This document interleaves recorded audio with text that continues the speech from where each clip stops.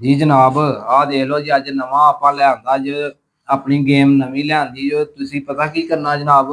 ਹਾਂਜੀ ਇਹ ਤੁਸੀਂ ਕਰਨੀ ਆ ਤੀਲੀ ਰੱਖੀ ਆ ਸਾਰੇ ਪਾਸੇ 9 ਆ। ਅੱਛਾ ਇੱਧਰ ਨੂੰ ਵੀ 9 ਆ ਇੱਧਰ ਨੂੰ 9 ਆ ਇੱਕ ਇਜ਼ਾਫੀ ਤੀਲੀ ਆ। ਅੱਛਾ ਠੀਕ ਹੈ ਇਹਨਾਂ ਨੂੰ ਇਹਨਾਂ ਵਿੱਚ ਰੱਖਣੀ ਆ। ਠੀਕ ਆ ਰੱਖ ਕੇ ਤੇ ਫਿਰ ਗਿਣਤੀ 9 ਹੀ ਹੋਣੀ ਚਾਹੀਦੀ ਹੈ। ਅੱਛਾ ਇੱਧਰ ਵੀ 9 ਹਾਂਜੀ ਇੱਧਰ ਵੀ 9 ਇੱਧਰ ਵੀ 9 ਚਾਰ ਸਵੇਰੇ 9 ਕਰੋ ਜੀ। ਆ 500 ਰੁਪਇਆ ਤੁਹਾਨੂੰ ਨਾਮ ਦਿੱਤਾ ਜਾਏਗਾ ਜੇਕਰ ਤੁਸੀਂ ਕਰ ਦਿੱਤਾ ਆ 500 ਰੁਪਇਆ ਪਿਆ ਜੀ ਆ ਤੁਹਾਡਾ ਨਾਮ ਹੋਏਗਾ।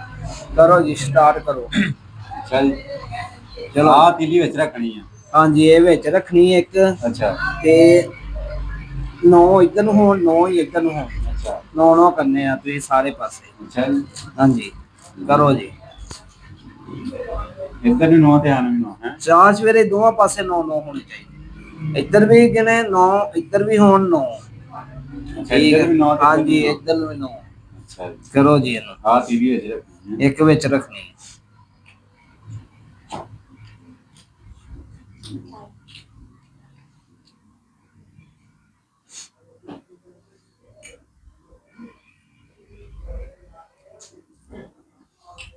ਹਾਂਜੀ ਨਹੀਂ ਜੀ 4 8 ਤੇ 4 12 ਹੋ ਗਈ ਇੱਧਰ ਨੂੰ 12 ਹੋ ਗਈ ਜੀ। ਉਹ ਤਰੀਕਾ ਇੰਸਟਾਲ ਕਰੋ।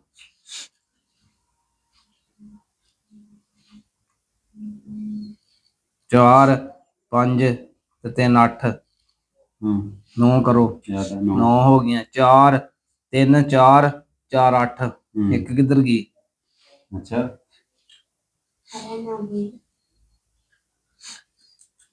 4 ਤੇ 7 10 ਹੋ ਗਈਆਂ। ਅੱਛਾ ਨਹੀਂ ਆ ਵੇਖਾਂ ਹਾਂ ਇੱਕ ਮਿੰਟ ਨਹੀਂ 10 ਨਹੀਂ ਹੋਈਆਂ 4 3 7 10 10 ਇੱਧਰ ਨੂੰ 9 ਇੱਧਰ ਨੂੰ। ਅੱਛਾ ਇਹ ਦੋਵਾਂ ਪਾਸੇ 9 ਕਰਨੀਆਂ ਜਨਾਬ। ਅੱਛਾ ਜੀ ਹਾਂਜੀ ਇਹ 500 ਰੁਪਇਆ ਤੁਹਾਨੂੰ ਮਿਲਣਾ ਹੈ। ਹਾਂਜੀ ਭਾਜੀ ਤੁਸੀਂ ਪਰ ਲੱਗੇ ਕੋਈ ਸਮਝ ਕੇ ਕੋਈ ਨਹੀਂ ਅਗਲੇ ਬੰਦੇ ਆਵੇ ਹੁਣ। ਟਾਈਮ ਤੇ ਖਤਮ ਹੋ ਗਿਆ 2 ਮਿੰਟ ਦਾ ਟਾਈਮ ਹੋ ਗਿਆ ਭਾਈ ਆ ਜਾਏ ਨਹੀਂ ਆ ਦੇਖੋ ਜੀ ਭਾਜੀ ਕਰੋ ਜੀ ਤੁਸੀਂ ਸਟਾਰਟ ਕਰੋ ਜੀ ਆਪਣੀ ਵਾਰੀ। ਹਾਂ ਤੀਲ ਲੈ ਲਓ ਇਹ ਵਿੱਚ ਰੱਖਣੀਆਂ ਚਾਰ ਸਵੇਰੇ 9 ਹੀ ਹੋਣੇ ਚਾਹੀਦੇ ਆ। ਹਾਂਜੀ ਕਰੋ ਜੀ।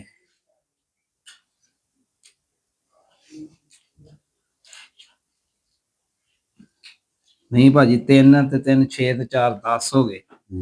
ਇੱਧਰ ਨੂੰ 9 ਹੋ ਗਏ ਇੱਧਰ ਨੂੰ 10 ਹੋ ਗਏ।